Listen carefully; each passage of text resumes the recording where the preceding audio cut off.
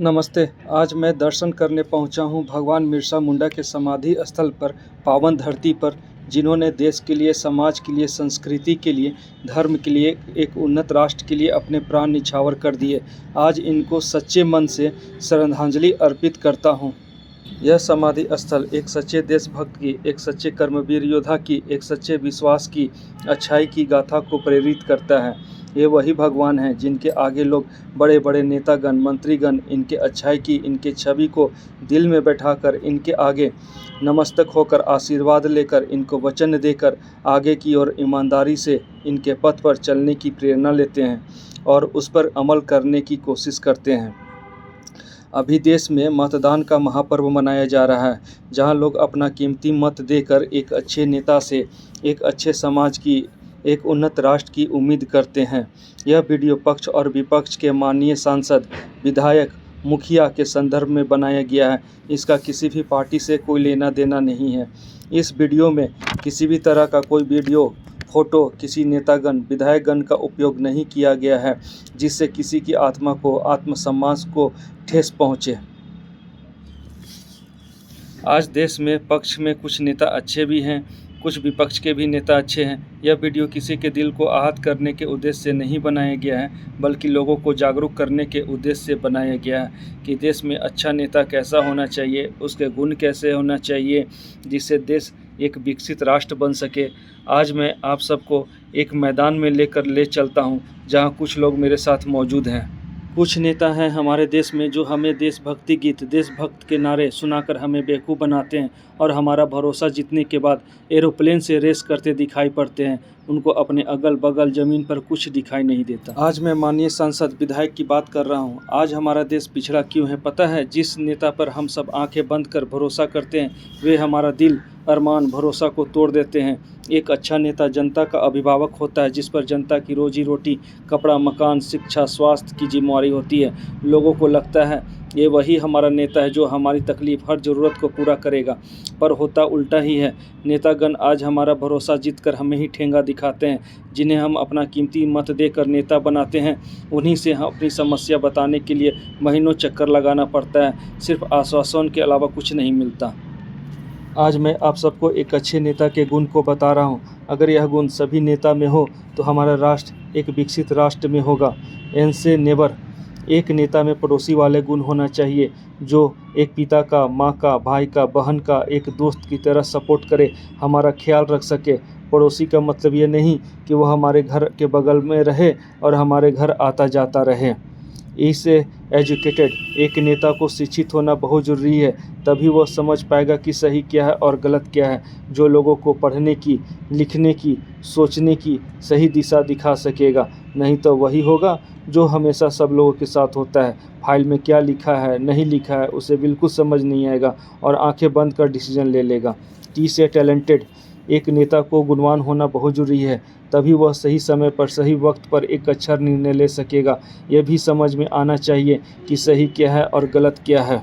ए से अटेंडेंट, सेवक, एक अच्छे नेता में सेवा की भावना होनी चाहिए, चाहे गरीब हो या अमीर, मनुष्य हो या जानवर, हर एक के प्रति दया की भावना, सेवा की भावना, मदद की भावना रहनी चाहिए। लोगों को यह भावना नहीं आनी चाहिए कि उनके साथ भेदभाव हो रहा है, उन लोगों को ऊंच नीच के भेदभाव में बांटा जा रहा है।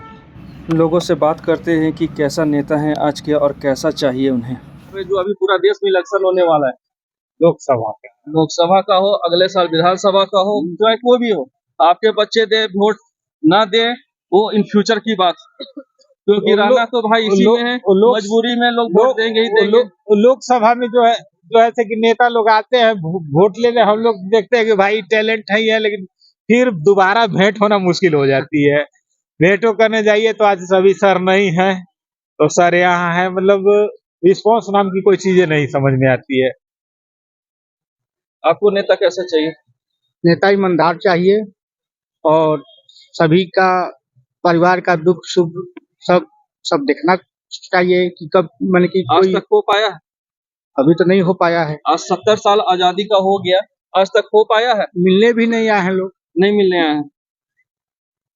ये गुण होना चाहिए। हाँ, गुण होनी चाहिए। पड़ोसी कभी आपने गूगल पे कहीं नेट पे आपने सर्च करके ऐसा निकला है? नहीं, ना अभी तक तो नहीं है, फर्स्ट टाइम से देख रहे हैं, ऐसा होना ही चाहिए। और आज तक जितने भी 70 साल के आज हो चुके हैं, देश को आजाद हुए 100 साल हो चुके हैं, ऐसा आपको मिला है ऐसा कोई नेता जो वोटिंग के टाइम में हर घर में जाते और फिर इलेक्शन जीतने के बाद हम लोग का भरोसा जीतने के बाद, विश्वास जीतने के बाद दोबारा कभी आए हों? हम ही लोग जो है सो वोट देते हैं, लेकिन हम ही लोग को कोई काम पड़ता है तो हम लोग को आश्वासन के अलावा कुछ नहीं मिलता है।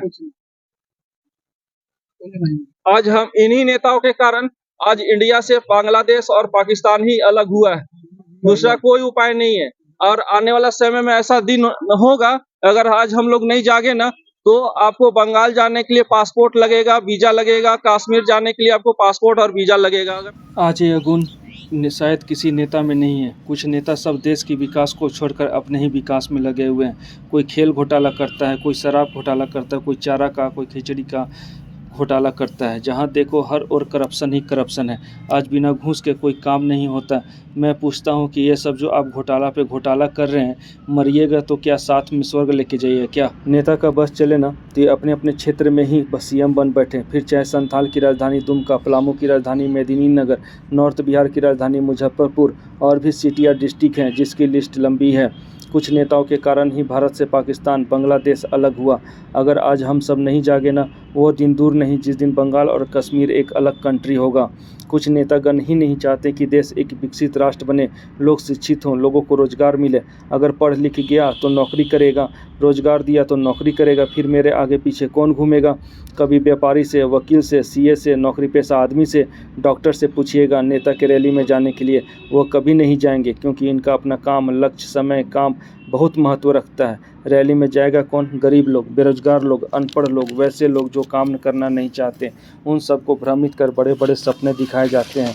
आज नेता सबको देखिए लड़ाई करने में, एक दूसरे को गाली गलौज करने में, डिमोरलाइज करने में, एक दूसरे की कमी निकालने में लगे रहते हैं। संसद जैसे मंदिर में, विधानसभा जैसे मंदिर में एक दूसरे के ऊपर ईंट फेंकते हैं, नोट लहराते हैं, पेपर फाड़ते हैं, गाली देते हैं। ये नेता सब अपने नाम के आगे माननीय लिखते हैं पर खुद मर्यादा भूलकर नीचता वाले हरकत करते हैं। ये भूल जाते हैं कि क्या बोलना है, क्या कहना है, क्या करना है। ये सब नेतागण क्या देश का विकास करेंगे? ये तो छोड़िए साहब, इनके अपने अपने क्षेत्र में किसी को गोली मार दिया जाता है, रेप कर दिया जाता है, जिंदा जला दिया जाता है, दो समुदायों को लड़ाया जाता है, पर कोई भी नेता एक्शन नहीं लेते, सिर्फ एक दूसरे को कमी निकालने में लगे रहते हैं। इससे अच्छा तो पहले का युग था जहां देव और दानव ने मिलकर सृष्टि के विकास के लिए, उन्नति के लिए, शक्ति के लिए साथ में समुद्र मंथन किया था। पर क्या आज के पक्ष और विपक्ष का कोई नेता है जो देश के लिए, राष्ट्र के लिए आपस में मंथन कर देश को विकसित, समृद्ध और खुशहाल बना सके? मुझे तो लगता है कि आप सब एजुकेटेड, टैलेंटेड और संस्कारी बुद्धिजीवी होते तो शायद एक दूसरे को रिस्पेक्ट करते और देश के विकास में अपना योगदान करते। शायद यही कारण है कि देश अभी तक आज़ाद नहीं हो सका। कुछ लोग कहेंगे कि देश तो कब का आज़ाद हो चुका है। मैं बताता हूँ ना किस लिए देश आज़ाद हुआ है। चोरी करने के लिए, डाका डालने के लिए, मारपीट करने के लिए, गाली गलौज करने के लिए, रेप करने के लिए, घूस लेने के लिए ही तो देश आज़ाद हुआ है। कुछ तो शर्म कीजिए, अपना विकास छोड़कर देश के बारे में सोचिए। अगर आप सब यह नहीं कर सकते तो ऐसी जिम्मेवारी मत लीजिए। मुझे तो लगता है कि ये जनता ही गलत है जो ऐसे नेता को चुनते हैं जिन्हें न बोलना आता है न सोचना। ये नेता सिर्फ टाइम पास के लिए ही संसद या विधानसभा जाते हैं, जिनके पास देश के लिए, जनता के लिए कोई प्लान नहीं है। आज मैं मीडिया के ऊपर भी कुछ कहना चाहता हूँ, चाहे प्रिंट मीडिया हो, इलेक्ट्रॉनिक मीडिया हो, सोशल मीडिया हो। आप सब समाज का आईना है, पर मुझे लगता है कि आप सब समाज का विकास को, पारदर्शिता को न दिखाकर नेता के फोटो, स्पीच, स्टेटमेंट, गाली, अपशब्द, बयानबाजी को दिखाते हैं। मीडिया समाज के आईना न होकर इन नेताओं के कार के साइड मिरर होकर रह गए हैं, जो आप सब उनके आगे अगल बगल चलते रहते हैं। आप सब कभी उन नेताओं के क्षेत्र में जाकर उनके विकास की, भुखमरी की, गरीबी की, स्कूल की, अस्पताल की, कृषि के क्षेत्र को दिखाइए, ताकि पता चलेगा कि इस नेता ने कितना विकास किया है। अंत में मैं आप सब माननीय नेतागण से और मीडिया कर्मी से आग्रह करना चाहता हूं कि कृपया अपना स्वार्थ छोड़कर देश के विकास में अपना सहयोग करें, और पक्षों और विपक्षों से निवेदन करना चाहता हूं कि ऐसे व्यक्ति को संसद या विधानसभा में स्थान न दें जो नेता के लायक न हो, जो देश के हित के बारे में न सोचे, जो शिक्षित, उन्नत समाज न चाहता हो, जो जनता की भलाई के बारे में न सोचे। आप सबों को प्रणाम। जय हिंद, जय भारत।